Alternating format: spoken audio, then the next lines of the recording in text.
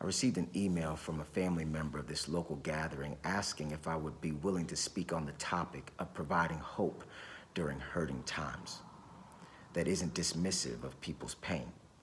I believe this is a topic worth diving into and a subject that the Bible speaks a great deal about.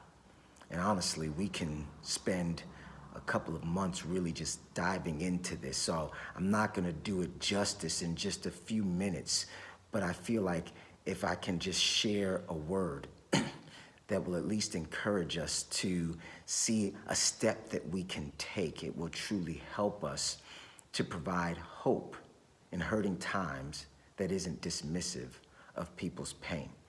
And we see this step in John chapter 11, where Jesus meets his friends in their deepest, darkest, desperate time of need. Verse 33 through 35 of John chapter 11 read, "When Jesus saw her weeping, her being Mary, and the Jews who had come with her also weeping, he was deeply moved in his spirit and greatly troubled. And he said, 'Where have you laid him?' They said to him, 'Lord, come and see.' Jesus wept. So the Jews said, 'See how he loved him?'" See, we see here Jesus providing or demonstrating true compassion. Compassion is not simply being sympathetic of someone else's hurt, but it's also being willing to enter into someone else's hurt and help them walk through it. And so Jesus demonstrates that he has compassion. He sympathizes with the hurt. It says here that he was greatly troubled. He was deeply moved in his spirit to the point of tears. Jesus enters into this pain with Mary and Martha and the people who are mourning the loss of Lazarus. See, we can't provide a hope that meets people in their hurt, that isn't dismissive of their pain, if we're not willing to enter into the pain that people are dealing with. Now, I'm not saying that we throw a pity party, because that's not what Jesus did. But Jesus is acknowledging that what the people are dealing with is real. What the people are dealing with is heavy. What the people are dealing with is hurtful. And a lot of times we want to provide hope without first validating that what you're going through is hard, right? And I don't have to sit here and tell you, oh, you know what, you just need to believe more. You just need to trust better. No, let me just sit with you for a moment and acknowledge that what you are going through is hard, right? It's not easy. You lost something that you cared about, right? And acknowledge that loss and be willing to cry with that person. Be willing to hurt with that person. Be willing to comfort them and say, I'm sorry to hear about what you're dealing with. I'm sorry to hear about your job loss.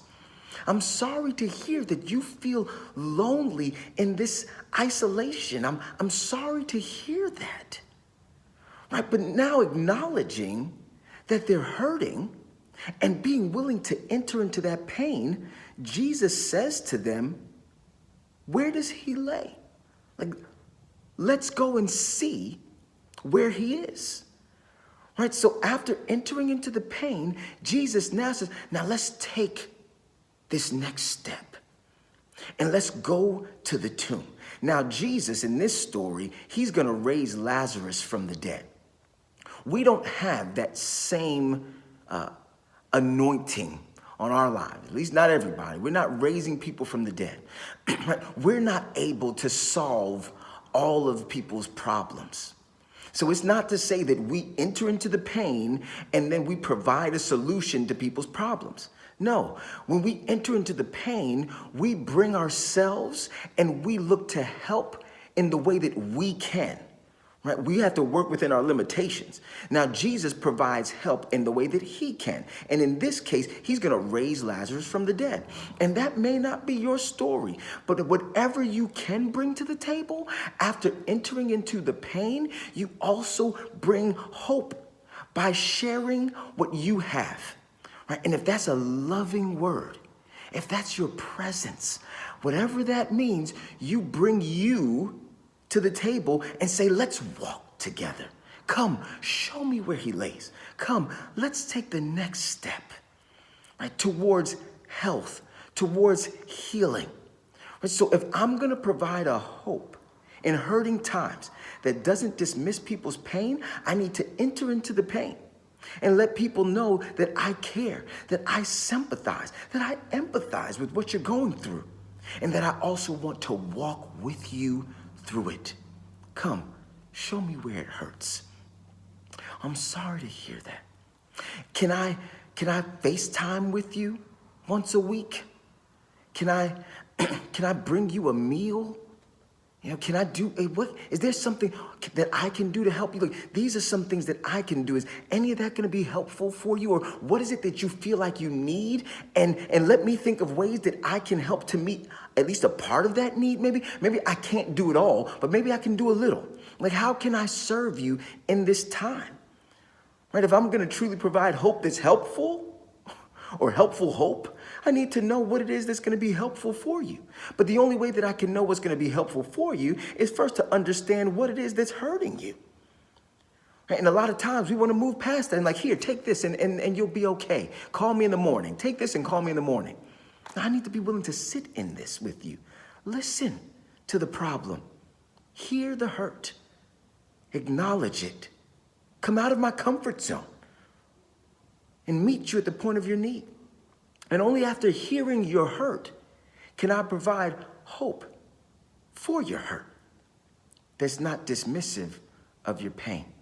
And so we see just in this space right here, the key to truly providing hope during hurting times that doesn't dismiss people's pain is to be people of compassion.